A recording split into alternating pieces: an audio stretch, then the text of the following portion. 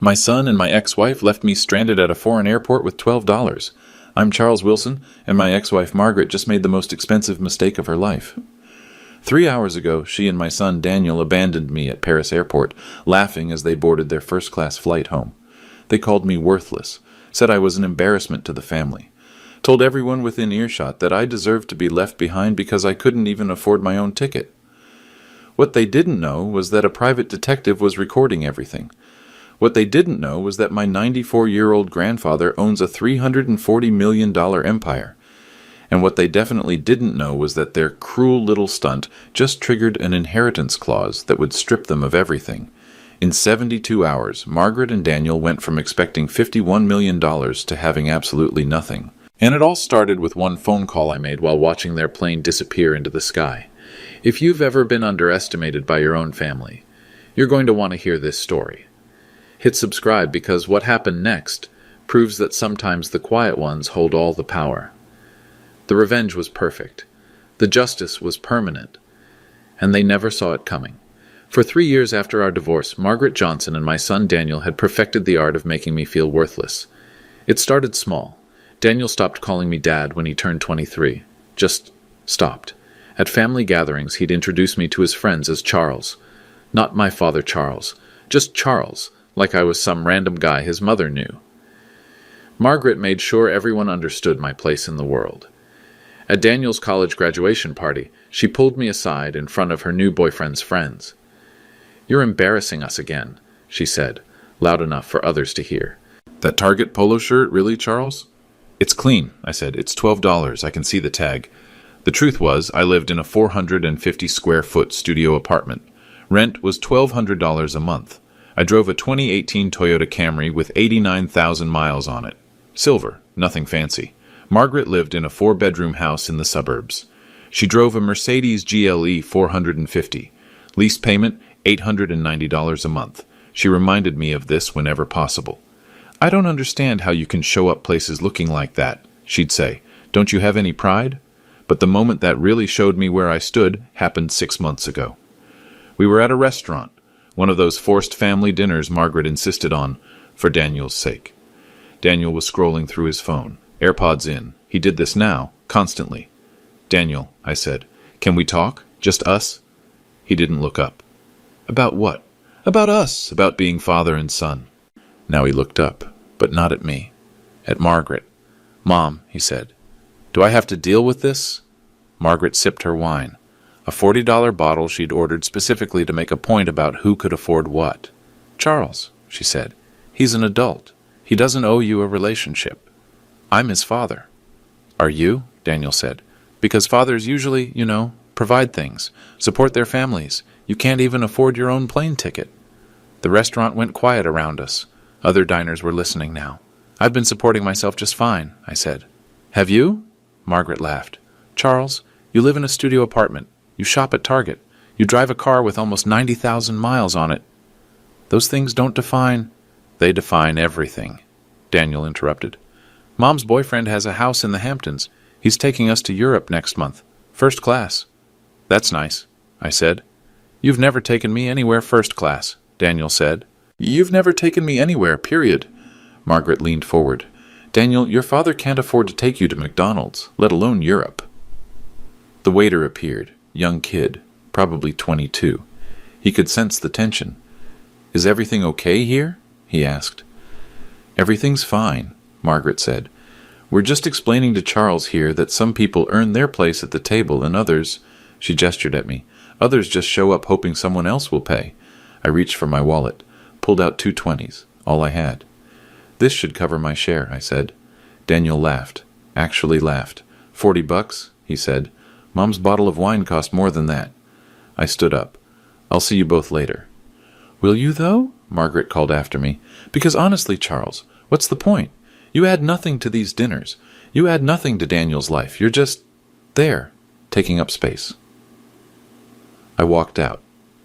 Drove home in my 89,000-mile Camry. Sat in my 450-square-foot apartment. And I thought about my grandfather, Harold Wilson, 94 years old. The man who built Wilson Steel Industries from nothing. The man who'd been watching everything. the man who'd been waiting for exactly this moment. What you have to understand is that I was losing my son, not just his respect. I'd lost that years ago. I was losing any chance of a relationship with him at all. After that restaurant humiliation, Daniel stopped returning my calls completely.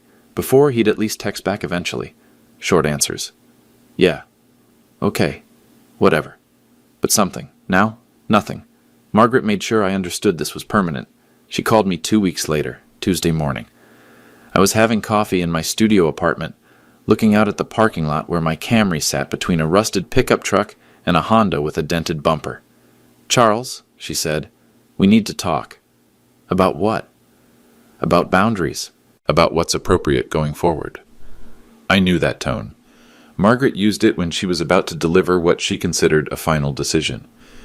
"Daniel doesn't want you calling him anymore," she said. "He told you that?" "He told me he's tired of feeling guilty every time your name shows up on his phone. He says it's like getting a reminder that he's related to failure." Those words hit me like a physical blow. Failure. My own son saw me as failure. "Margaret," I said, "he's my son. Biologically, yes. But Charles, what are you actually contributing to his life? What value are you adding?" "I'm his father." "Being a father is more than just existing," she said. "It's about providing, protecting, being someone your child can look up to. Can you honestly say Daniel looks up to you?" I couldn't answer that, because we both knew the truth. "I'm trying to do what's best for everyone," Margaret continued, "including you. Don't you think it would be easier if you just let go? Stop trying to force a relationship that clearly isn't working? I love him. I know you do. But sometimes love means stepping aside, letting him have the life he deserves without constantly being reminded of limitations." She meant my limitations. My studio apartment, my Target shirts, my inability to take him anywhere first class. "What are you saying exactly?" I asked. "I'm saying maybe it's time to accept reality. Daniel is 26. He's building a life with people who can actually support his dreams. My boyfriend is talking about helping him start his own business. Real money, Charles. Not whatever you're able to scrape together." "And where do I fit in that?" "You don't," she said. "That's what I'm trying to tell you. You don't fit. And that's not anyone's fault. It's just how things are." The line went quiet for a long moment. "So what you're saying," I said slowly, "is that I should give up my relationship with my son because I'm not rich enough to deserve one. I'm saying you should stop making everyone uncomfortable with your presence. Stop making Daniel feel guilty for having opportunities you can't provide. And if I don't, then we'll have to make harder boundaries," she said. "Legal ones if necessary. Legal boundaries." She was threatening to get lawyers involved to keep me away from my own son. "Margaret," I said, "do you remember what you said when we got married? About family always coming first?" "That was a long time ago, Charles, before I understood what family actually means." "What does it mean?" "It means people who build each other up, people who contribute, people who add value instead of just needing things all the time. I don't need things from you. You need acceptance. You need to feel important. You need Daniel to call you dad and pretend like you're someone worth respecting. Those are needs, Charles. And they're needs we can't meet anymore." After she hung up, I sat in my apartment for 3 hours. Just sat there, thinking about what I was losing. If I stayed quiet, if I accepted their judgment, I would lose my son forever. Daniel would go on with his life, building businesses with Margaret's boyfriend's money, taking first-class trips to Europe, living in houses in the Hamptons, and I would become a memory. Eventually, he'd tell people he didn't really have a father, or that his father died young. Anything would be better than admitting his father lived in a studio apartment and shopped at Target. But there was something Margaret didn't know, something Daniel didn't know, something that would change everything. My grandfather Harold Wilson hadn't just been watching their behavior toward me, he'd been documenting it. Through a private detective I didn't even know existed, and he'd been waiting for them to show their true character. The call from Margaret was the final piece of evidence he needed. The trip to Paris was Margaret's idea, or at least, that's what she told me. "Charles," she said when she called in September, "Daniel and I are going to Paris for a long weekend. There's a business conference there that could be really good for his career." "That's great," I said. "The thing is, the conference organizers specifically requested that attendees bring family members, something about authentic networking opportunities." I didn't understand why she was telling me this. So Daniel needs to bring a father figure, she continued. And since my boyfriend can't make it that weekend. You want me to come to Paris? I want you to come and act like a normal father for 3 days. Can you do that? I should have known something was wrong. Margaret hadn't voluntarily included me in anything for 3 years, but the chance to spend time with Daniel, to maybe rebuild something. I'll pay my own way, I said. You can't afford your own way, Charles. The conference is covering accommodations for family members. You just need to get yourself there. I used my credit card. The flight cost $1,147, more than my monthly rent. But it was Daniel. It was a chance. We met at Charles de Gaulle Airport on October 12th, Terminal 2, E. I found them at Gate 42 in the Air France departure lounge.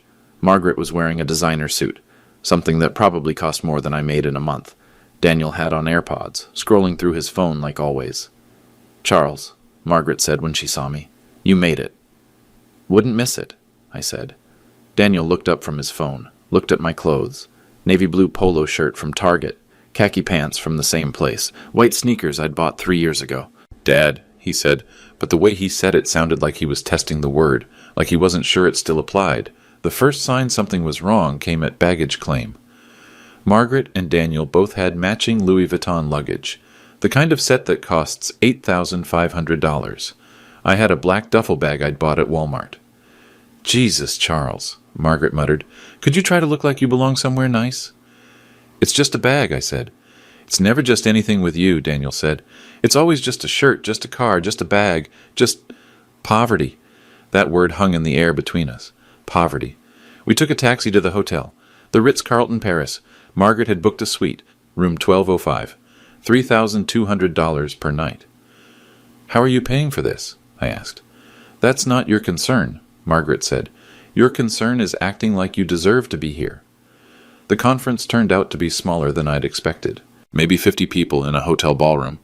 Daniel networked aggressively, working the room like he'd been doing it for years. I tried to follow. Tried to engage in conversations about business opportunities and investment strategies. But every time I opened my mouth, Margaret would find a way to redirect attention away from me. Charles works in, well, he's between opportunities right now, she'd say. Or, my ex-husband is more of a observer than a participant in these kinds of discussions. By the second day, I realized what was happening. I wasn't there to help Daniel network. I was there to be a prop, the father figure who existed just enough to check a box, but who should otherwise remain invisible. The breaking point came on our last day, October 14th. We were supposed to fly back together that evening. Same flight. But at lunch, Margaret pulled out 3 boarding passes. Change of plans, she said. She slid 2 passes across the table, hers and Daniel's, first class. What about mine? I asked. Your flight is tomorrow, she said. Middle seat, coach, red eye. Why? Because Daniel and I need to get back early. We have plans tomorrow night. Important plans. What kind of plans? The kind that don't include you, Daniel said without looking up from his phone. I don't understand. Margaret leaned forward. Charles, this whole trip has been painful for everyone. You don't fit with these people. You don't understand their conversations. You make everyone uncomfortable. I haven't said anything wrong. You don't have to say anything wrong. You just have to exist. Standing there in your Target shirt, pulling out your Walmart bag, trying to pretend you belong in a world that costs more than you make in a year. So you're abandoning me? We're giving you time to figure out how to get home on your own, Daniel said, like an adult. I don't have money for an extra night in this hotel. That sounds like a you problem, Margaret said. She stood up. Daniel followed. They left me sitting at the restaurant table with a check for 137 euros. An hour later, I found them at the airport, Gate 42, about to board their first-class flight home. Margaret, I said, please, don't do this. Do what? She said loudly, loud enough for other passengers to hear. Ask you to take responsibility for yourself for once? I'm your family. Are you? Daniel said. Because family usually supports each other. Family usually contributes something.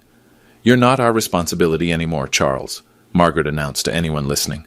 Good luck getting home without money. They walked onto the plane, left me standing at the gate.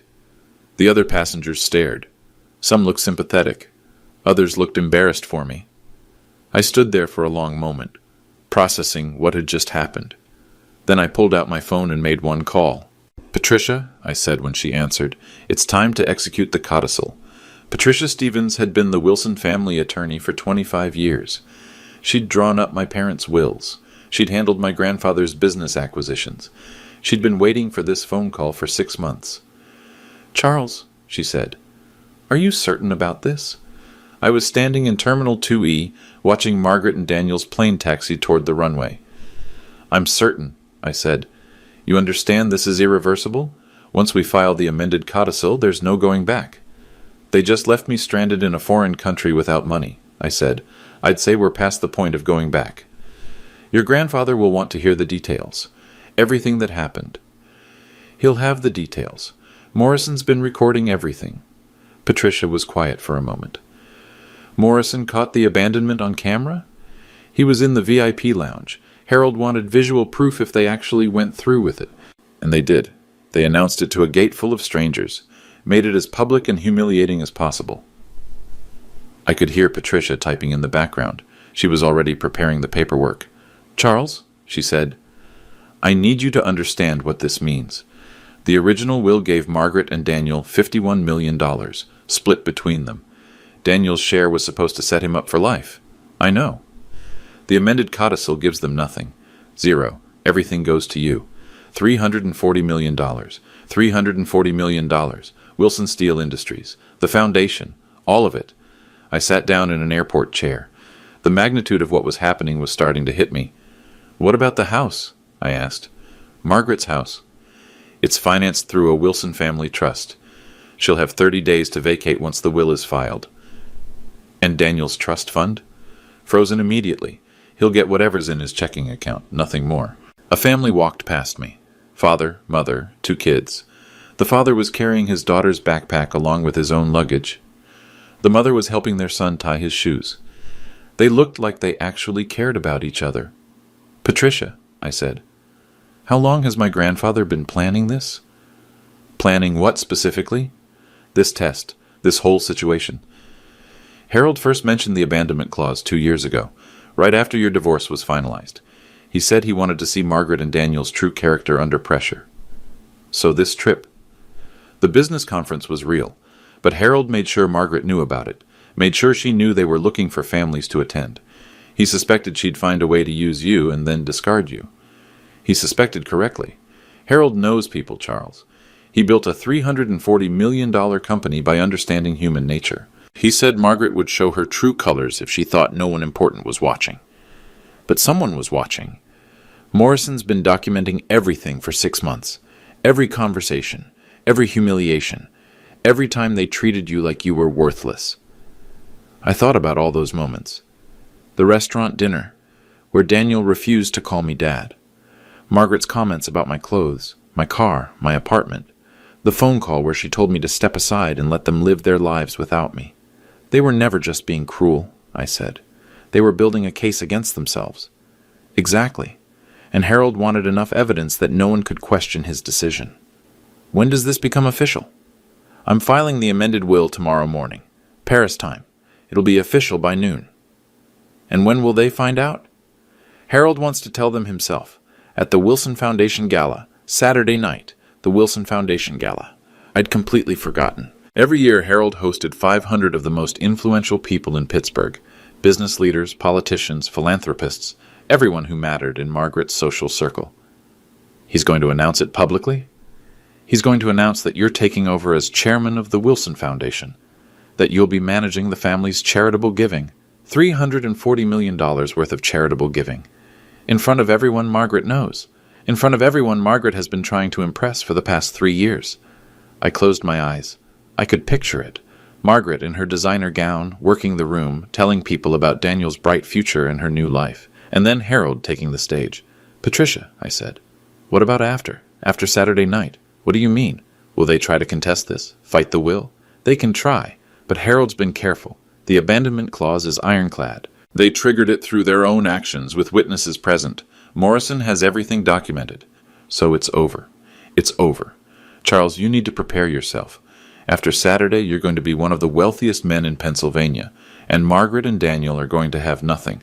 Nothing except what they've earned themselves, which, based on the past 3 years, isn't much. I hung up and looked around the airport. Families everywhere, people taking care of each other, people who understood what family actually meant. In 48 hours, everything would change. But first, I had to get home. Getting home turned out to be easier than I'd expected. Patricia had already wired money to my account by the time I reached the hotel. Enough for another night at the Ritz-Carlton if I wanted it. I didn't want it. Instead, I booked a room at a modest hotel near the airport. €60 per night. I wanted time to think before I returned to Pittsburgh. Time to prepare for what was coming. But Margaret and Daniel had other plans. They must have realized they'd left me without a way to contact them, because Daniel called me Thursday evening. "Charles," he said, "we need to talk." "About what?" "About what happened at the airport. Mom thinks maybe we were too harsh." This was interesting. Margaret thought they were too harsh. Margaret, who'd spent 3 years perfecting the art of humiliation. "Too harsh how?" I asked. "Look, can you meet us at the hotel tomorrow before we fly back? Mom wants to clear the air." "What hotel?" "We extended our stay. Room 1205, the Ritz-Carlton." Of course they did. They extended their stay at $3,200 per night. Well, they thought I was sleeping in the airport. "Why?" I asked. "Why what?" "Why do you want to clear the air now? Yesterday you told me I wasn't your responsibility." "People say things when they're stressed," Daniel said. "When they're trying to navigate complicated social situations." Complicated social situations, that's what he called abandoning your father in a foreign country. "What time?" I asked. "Noon. Meet us in the lobby." I arrived at 11:55. Margaret and Daniel were already there, sitting in leather chairs that probably cost more than most people's cars. Margaret was wearing a different designer outfit. This one looked like it cost even more than yesterday's. Daniel still had his AirPods in. "Charles," Margaret said as I approached, "thank you for coming." Daniel said you wanted to clear the air. "I did. I do." She gestured to a chair across from them. "Please sit." I sat. Margaret looked around the lobby, making sure other guests could hear our conversation.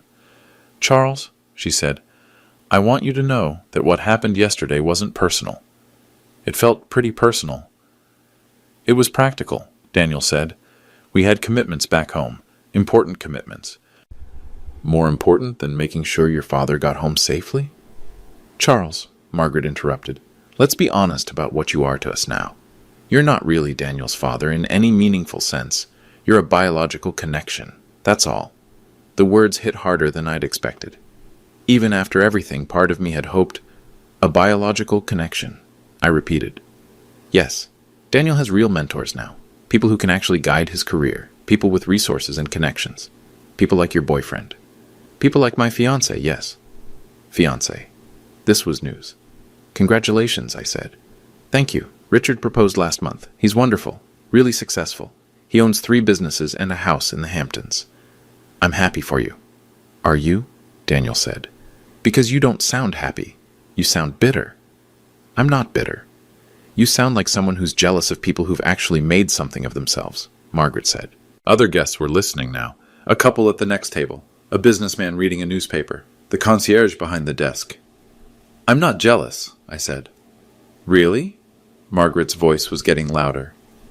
"Because from where I'm sitting, it looks like you're jealous of people who can afford to stay in places like this. People who don't have to worry about plane tickets and hotel rooms." "Margaret, please keep your voice down." "Why? Because you're embarrassed? You should be embarrassed, Charles. Look around you." She gestured at the opulent lobby.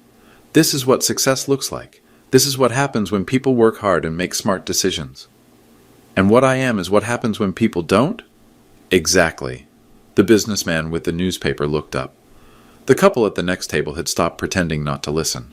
"Charles," Daniel said, "we're trying to help you understand reality here. You're 51 years old. You live in a studio apartment. You drive a car that's almost 10 years old. You shop at Target." "Those are facts," I said. "Those are failures," Margaret said. "And we can't keep pretending they're not.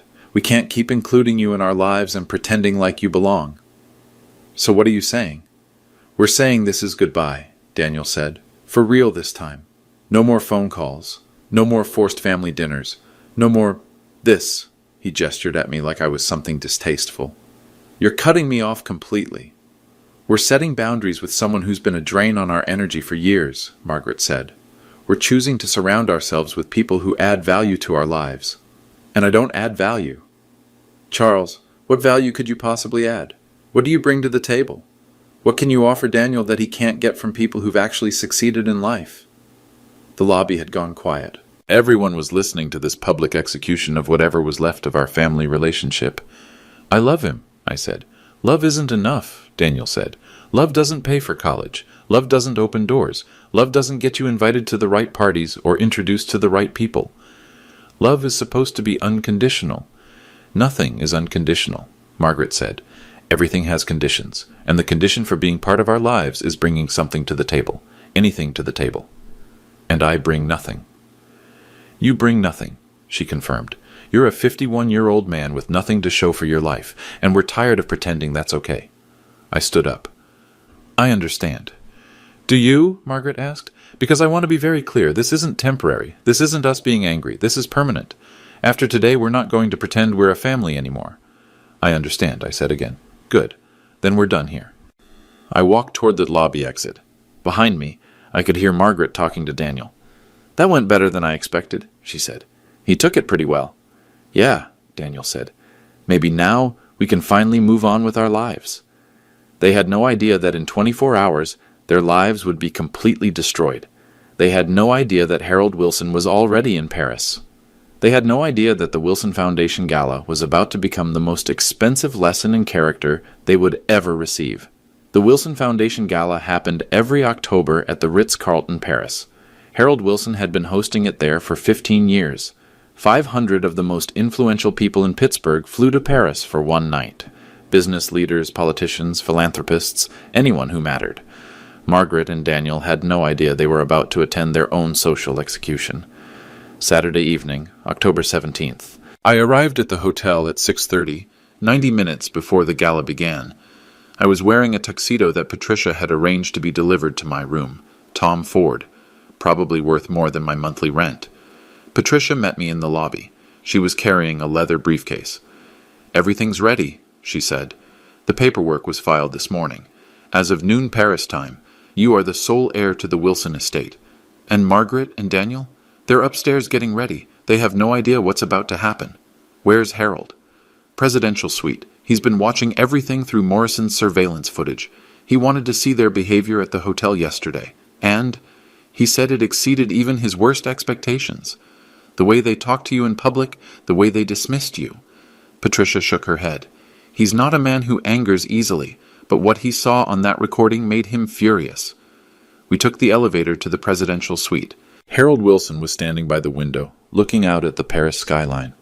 At 94, he was still an imposing figure. 6 feet tall, silver hair, sharp eyes that missed nothing. "Grandfather," I said. He turned around, studied me for a long moment. "Charles," he said finally, "tell me exactly what they said when they left you at the airport." I repeated Margaret's words. Good luck getting home without money. Daniel's comment about family supporting each other, the way they announced it to strangers. Harold's jaw tightened. And yesterday, at the hotel, they told me I was just a biological connection, that I bring nothing to the table, that they're cutting me off permanently, in front of witnesses. The entire lobby heard it. Harold nodded. Morrison recorded both incidents. We have everything documented. He walked to his desk, picked up a document. The amended will. "Charles," he said, "do you understand what this means? You're about to inherit $340 million. You're about to become chairman of the Wilson Foundation. You'll control one of the largest charitable organizations in Pennsylvania." I understand. And Margaret and Daniel are about to lose everything, not just the inheritance. Margaret's house is financed through a Wilson family trust. Daniel's trust fund, his college payments, his car, everything is connected to this estate. They'll have nothing? They'll have whatever they've earned on their own merits, which as far as I can tell is very little. Patricia opened her briefcase. The foundation board is meeting in 10 minutes. They need to formally approve your appointment as chairman. All 12 members are here? All 12. They've been briefed on the situation. They're fully supportive. Harold picked up his cane. It's time. The foundation board meeting lasted exactly 15 minutes. 12 of Pittsburgh's most respected business leaders unanimously approved my appointment as chairman. The paperwork was signed, sealed, done. By the time we returned to the presidential suite, the gala was beginning. "Charles," Harold said, "I want you to understand something. What's about to happen isn't just about money. It's about character. Margaret and Daniel have shown who they really are. They've shown that their love is conditional on wealth and status. I know. But you've shown something else. You've shown dignity under pressure. You've shown grace in the face of humiliation. You've shown that you understand what family actually means." "Harold," Patricia interrupted, "we should go downstairs. The guests are arriving." Harold nodded. "Charles, are you ready for this?" I thought about the past 3 years. Every humiliation, every dismissal, every time they made me feel worthless. I'm ready. The ballroom was spectacular. Crystal chandeliers, gold table settings, 500 people in formal wear, networking and laughing over champagne that cost more per bottle than I used to make in a week. I spotted Margaret and Daniel immediately. Margaret was wearing a stunning black gown, working the room like she owned it. Daniel was in a perfect tuxedo, charming everyone he met. They had no idea they were about to lose everything. Harold took the stage at 9 o'clock. The room went quiet. When Harold Wilson spoke, people listened. "Ladies and gentlemen," he began, "thank you for joining us at the 15th Annual Wilson Foundation Gala. As you know, this foundation has given away over $200 million to charitable causes across Pennsylvania." Applause. Margaret was clapping enthusiastically. She loved being associated with this kind of philanthropy. "Tonight," Harold continued, "I have an important announcement about the future leadership of the Wilson Foundation." More applause. Margaret straightened up. She probably thought this was about Daniel getting some kind of role. "For the past 6 months, I've been conducting what you might call a character assessment, testing the values and integrity of potential foundation leaders." The room was completely silent now. "I'm pleased to announce that my grandson, Charles Wilson, has demonstrated the kind of character and dignity that the Wilson Foundation requires in its leadership." Harold gestured toward me. I stood up. Every eye in the room was on me. "Charles will be taking over as chairman of the Wilson Foundation, effective immediately. He will also be inheriting control of Wilson Steel Industries and the entire Wilson family estate." The applause was polite but confused. People were trying to process what they'd just heard. I saw Margaret's face. Confusion, then recognition, then horror. "Some of you may be wondering about other members of the Wilson family," Harold continued. "I'm afraid Margaret Johnson and Daniel Johnson have demonstrated through their recent actions that they do not possess the character necessary for foundation leadership." Margaret went white. Daniel looked like he'd been struck by lightning.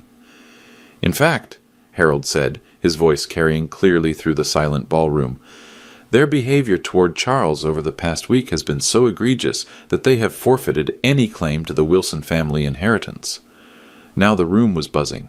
500 people turning to look at Margaret and Daniel, who were standing frozen in the middle of the ballroom. I have video documentation of their abandonment of Charles at Charles de Gaulle Airport. I have recordings of their public humiliation of him in this very hotel, and I have witness testimony of their repeated assertions that family loyalty should be conditional on wealth and status. Margaret tried to speak. No sound came out. "Effective immediately," Harold continued, "Margaret Johnson and Daniel Johnson are no longer beneficiaries of the Wilson estate. They are no longer welcome at Wilson Foundation events, and they are no longer considered members of the Wilson family." The silence in the ballroom was deafening. 500 of Pittsburgh's elites staring at Margaret and Daniel, who stood paralyzed in the center of the room. Harold wasn't finished. "I want everyone here to understand something about character," he said. "True character is revealed not in prosperity but in adversity, not when times are easy, but when they're difficult. Margaret and Daniel failed that test completely." He pressed a button on the podium. A large screen descended from the ceiling. "I'd like you to see exactly what I mean." The video began playing. Airport security footage from Charles de Gaulle. Margaret and Daniel walking away from me at Gate 42. Audio of Margaret shouting, "Good luck getting home without money." The contempt in Daniel's voice as he said, "You're not our responsibility anymore." 500 people watched in stunned silence as my own family abandoned me in a foreign country. The video switched to hotel security footage, the lobby conversation from yesterday, Margaret's voice echoing through the ballroom speakers. "You're a 51-year-old man with nothing to show for your life, and we're tired of pretending that's okay." When the video ended, the silence stretched for what felt like forever. Then Harold spoke again. Ladies and gentlemen, Charles Wilson, your new foundation chairman. The applause was thunderous, not just polite charity gala clapping, real applause. These people understood what they'd just witnessed. They'd seen cruelty exposed and justice served. I stood up and walked to the stage. Behind me, I could hear Margaret finally finding her voice. "Harold, wait," she called out. "Please, let me explain." But Harold was already walking off the stage, past her, without acknowledgement. Daniel tried to follow him. "Mr. Wilson, sir, there's been a misunderstanding." Harold stopped, turned around, looked at Daniel with complete coldness. "Son," he said, "the only misunderstanding here was mine. I misunderstood your character for 26 years. Margaret was crying now. Actual tears, running down her face, ruining her makeup. "This isn't fair," she said to anyone who would listen. "You don't understand the whole situation." But no one was listening. 500 people were politely avoiding eye contact, creating distance, making it clear that Margaret and Daniel were no longer welcome in their social circle. Patricia appeared at my side. "Charles," she said quietly, "there's one more thing Harold wants you to see." She handed me a document. A bank statement. Wilson Steel Industries. Current liquid assets, $340,612,437. All of it now mine. "Also," Patricia continued, "Margaret's house goes into foreclosure Monday morning. The trust funding Daniel's lifestyle ends at midnight tonight." I looked across the ballroom. Margaret and Daniel were standing alone now, everyone having moved away from them. Margaret was still crying. Daniel was staring at his phone like he was trying to call someone who could fix this. They couldn't fix this. This was permanent. The legal formalities were simple, clean, exactly what you'd expect from lawyers who'd been planning this for 6 months. Patricia handed me the final documents to sign. We were in Harold's presidential suite, 10 minutes after the gala revelation. The sounds of the party continued below, but our business was nearly finished. "This is the transfer of Wilson Steel Industries," Patricia said, pointing to the first signature line. $340 million in assets, I signed. "This is your appointment as chairman of the Wilson Foundation. You'll control all charitable giving, approximately $15 million per year in donations." I signed. "This is the deed transfer for the family estate in Pittsburgh. 15 bedrooms, 43 acres, valued at $12 million, I signed. "And this," she said, sliding the final document across the table, "is the eviction notice for Margaret's house. She has 30 days. I hesitated on this one. For just a moment. Harold noticed. "Charles," he said, "you're not forcing her to be homeless. You're forcing her to live within her actual means." "What are her actual means?" I asked. "She has a part-time job at an art gallery. $23,000 per year. Daniel works at a marketing firm. $38,000 per year." "That's it?" "That is what they've actually earned," Patricia said. "Everything else, the house, the car payments, Daniel's lifestyle, was funded through Wilson family trusts." I signed the eviction notice. Patricia gathered the documents. "It's done. Charles, you are now worth $340 million. Margaret and Daniel have whatever's in their checking accounts." "How much is that?" "Margaret has about $4,000. Daniel has about $1,200. The contrast was staggering. This morning, they thought they were inheriting $51 million. Tonight, they had less than $6,000 between them. "What happens next?" I asked. "The bank will freeze all Wilson family trust accounts at midnight," Patricia said. "Margaret's mortgage payments stop. Daniel's car lease payments stop. Credit cards connected to the family accounts are canceled." "When will they realize this?" "Probably when they try to pay for something tomorrow, or when the bank calls about missed payments next week." Harold stood up, walked to the window. "Charles, there's something else you need to understand. This isn't just about money. You now control one of the most influential foundations in Pennsylvania.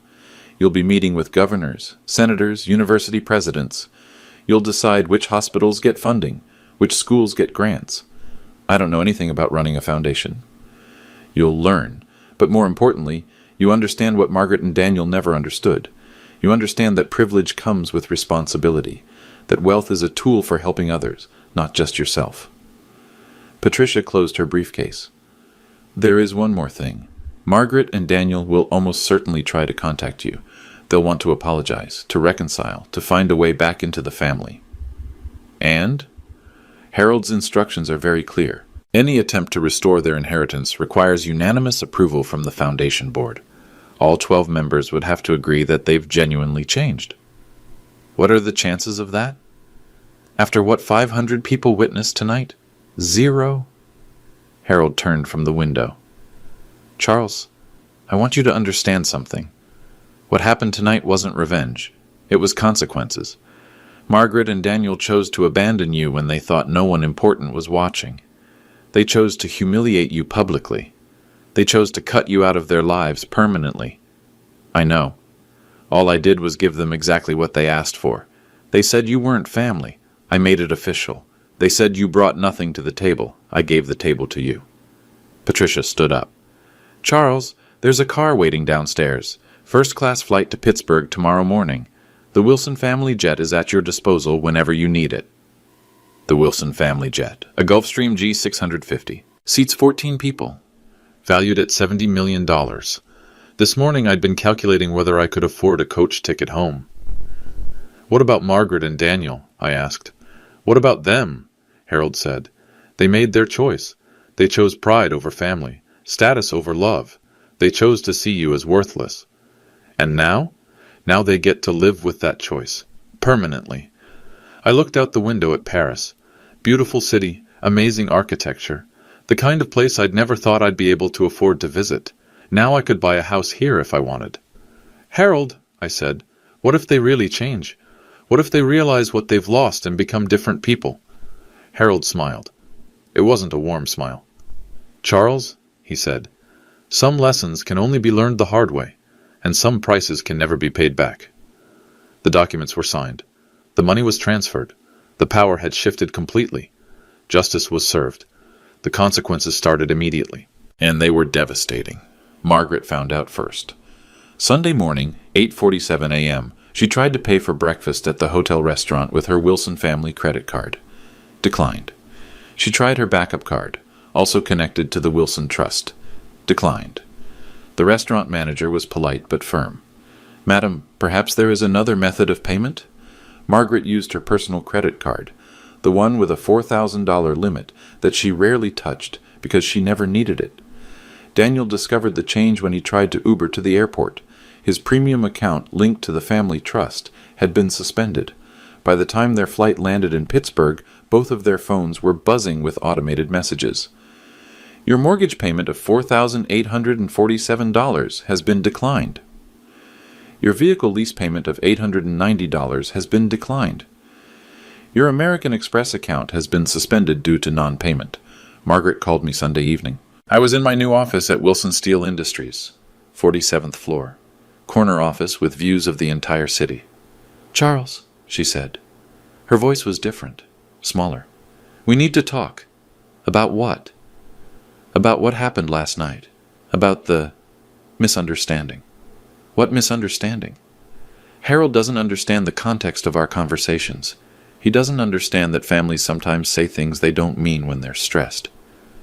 You seem pretty clear about what you meant. Charles, please, can we meet? Can we talk about this like adults? I thought you said we weren't family anymore. Why would I meet with someone who isn't family? She was quiet for a long moment. How much trouble are we in? She asked finally. I don't know what you mean. Financially. How much trouble are we in financially? That depends on how much money you've saved from your jobs. Our jobs? Margaret, you make $23,000 a year at the art gallery. Daniel makes $38,000 at the marketing firm. You'll be living on that. Charles, that's not... We can't live on that. The house payment alone is almost $5,000 a month. Then you'll need to find a different house. A different house? Her voice was getting higher. Charles, I've lived in this house for 8 years. All my friends are in this neighborhood. Daniel grew up here. You'll need to find something you can afford on your actual income. Which is what? I did the quick math. Together, about $61,000 a year, before taxes. You're looking at maybe $4,000 a month take home. $4,000 a month? She sounded like I'd told her she had a terminal illness. Charles, that's poverty. No, Margaret, that's what most Americans live on. You just never had to learn how. Monday morning brought more consequences. Margaret's Mercedes was repossessed from the art gallery parking lot. In front of her coworkers, in front of customers. Daniel's BMW was taken from his apartment complex. The tow truck driver was polite, but efficient. By Monday afternoon, Margaret's neighbors had started talking. Word travels fast in expensive neighborhoods when someone can't make their mortgage payment.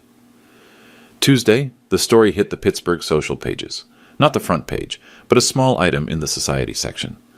Longtime Pittsburgh socialite Margaret Johnson and her son Daniel Johnson were notably absent from this week's charity circuit events following their public disinheritance at the Wilson Foundation Gala in Paris. Wednesday, Margaret's friends started avoiding her calls. Thursday, Daniel's girlfriend broke up with him, via text message. "I can't be with someone whose family situation is this unstable. Sorry." Friday, Margaret called me again. "Charles," she said, "people are talking. Everyone knows what happened. No one will return my calls." "I'm sorry to hear that." Are you really sorry, or is this what you wanted?" "I didn't want anything, Margaret. I just wanted to be treated like family. We made mistakes. We said things we shouldn't have said. But this is destroying our lives. You destroyed your own lives. You chose to abandon me. You chose to humiliate me publicly. You chose to cut me out of your family permanently." "But we didn't mean—" "You meant every word, and you made sure everyone heard it." The next week, Margaret's house went into foreclosure. The eviction notice was served publicly, as required by law. Her neighbors saw the sheriff's deputy posting the notice on her front door. Daniel had to move back in with Margaret. Into the house they were about to lose. They found a 2-bedroom apartment in a different part of town. $1,500 a month, half their combined take-home income. Margaret sold her jewelry to pay the security deposit. By the end of the month, Margaret Johnson had gone from Pittsburgh socialite to struggling single mother trying to figure out how to live on a budget she'd never imagined. Daniel Johnson had gone from trust fund kid to entry-level marketing employee, wondering how he'd ever afford the life he thought he deserved. And Charles Wilson had gone from family disappointment to foundation chairman controlling $15 million in annual charitable giving. The power reversal was complete, and it was permanent. 6 months later, Margaret called one final time. "Charles," she said, "I want you to know that I understand now. What we did was wrong, unforgivable." I was in my home office. The 15-bedroom estate Harold had left me. I was reviewing grant applications for the Wilson Foundation.